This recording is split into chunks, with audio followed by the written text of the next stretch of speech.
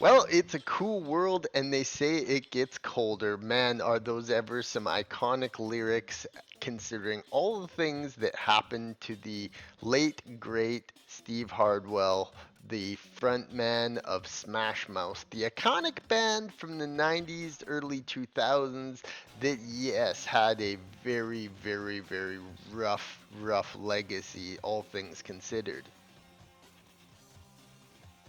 And how tragic is it that Steve Hardwell literally drank himself to death, a rock star of unimaginable fame at one point? But alcohol, they say, takes both from the rich man and the poor man everything. And yes, even rock stars of today like Deadmau5, who was recently kicked off of Coachella for being so drunk he could barely walk and very obviously struggling with alcoholism himself. These stars just basically are enveloped in this drug, alcohol, that truly takes everything from you slowly. This deadly substance that is just permeates through our entire culture. And there's no other place like the party scene where alcohol is just forced upon people and down their throats, where basically buying shots and getting served beers is just second nature to these people. This is a culture of people who just drink uncontrollably 24/7, and it's kind of like the rock star mythos that you do drink as much as humanly possible. So, I mean, isn't it so tragic that someone so iconic and known as Steve Hardwell basically drank himself to death? I mean, he was a person who probably could have lived another 20 years, but the disease got to him, and he got to a point either where he had drank so long in his life, so much that his body just died out, or he just near the end he kind of lost it and started drinking so much that his system just shut down. And yeah, you don't even have to be old too, as young people die all the time from alcoholism, and it's such a untalked about thing because being cool is, drinking lots. If you get hammered at a bar and drink as much as possible, somehow that makes you cool. And, if you can control the amount of alcohol you drink, somehow that makes you a cool person, when in reality, this is a substance that kills mercilessly.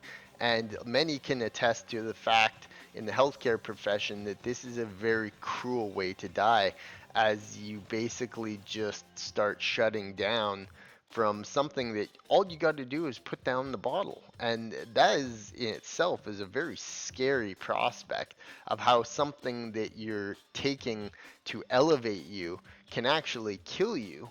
And if Steve Hardwell would have just not drank in those last 10 years of his life, he probably would still be around, rich, famous, making appearances, living in a nice mansion. It's very, very frightening to think of indeed. So yeah, I know. Besides, like the embarrassing nature of his final appearances, clearly he was someone who had fell off, in terms of popularity. I mean, the amount of fame that he had at one point may have gotten to him, or the fact that his child had died of leukemia. When it's really these problems are what causes people sometimes to let alcohol really get to them. And once alcohol gets to people, it viciously starts to take and take and take, and you can really see that at the end of his life. And I mean, the some of the songs he created and his band made, like All Star, are just iconic. I mean, they're still so incredible to listen to because they're just that early 2000s, alternative scene, much music type songs that are just very, very, very rich in culture as to the, American youth culture. So Yeah, Steve Harwell is, it's a tragic story of how alcohol can just kill someone who has kind of it all. Now he wasn't incredibly famous, 2.5 million net worth at the end of his life, but he was probably making royalty checks off the yin yang. But I mean, this is a man who literally just drank himself to death, and he could have enjoyed his later years, but he chose booze. And isn't that so sinister how alcohol can do that to a person?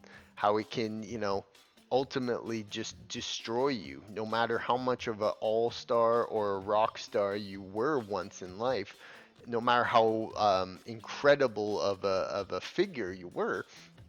Alcohol doesn't care. It will kill a homeless person and it will kill a multimillionaire living in the mansion. It just is it's a vicious, vile substance that is integral to the human experience.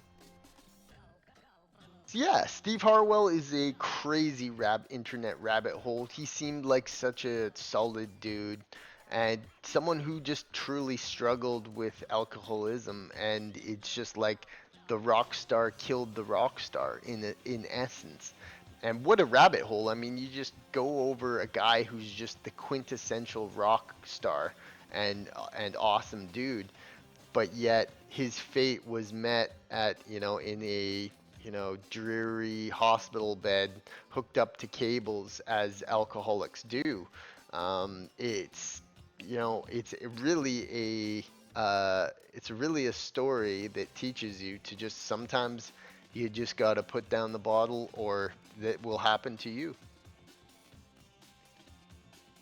So rest in peace, Steve Harwell. You were an awesome person, gave us some incredible music along the way, and taught us a very important lesson on how, to always keep our guard up because alcohol is always waiting there to claim anyone.